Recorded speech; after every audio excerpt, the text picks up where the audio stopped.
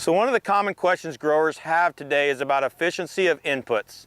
And today we're going to show you a little bit of a trial that we did here in Red Oak, just looking at the efficiency of where growers place nutrients into where they place the seed with the planters. So what we did is we came out here last fall with a dual placement bar and we applied our nitrogen and all of our P, K, sulfur, and zinc in a band. And one band we positioned right underneath where we intended to plant. The other band we placed 10 inches off of where we intended to plant, and then the other one is 15 inches off of where we intended to plant. Now the one thing we do know is that really wherever placement is, we are going to get a percentage of that farmer applied nutrient, but the key is to get the highest percentage of that nutrient. So when we start looking at yield and response and the ability to uptake farmer applied nutrients, it's showing more and more response to placing it closer to the heart of that root system.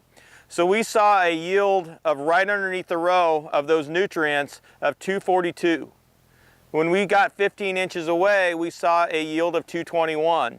And so a significant yield difference. And when we start looking at the profitability of that acre by being able to use that nutrient up into the plant for yield, we saw a difference of $112 return per acre versus just 38.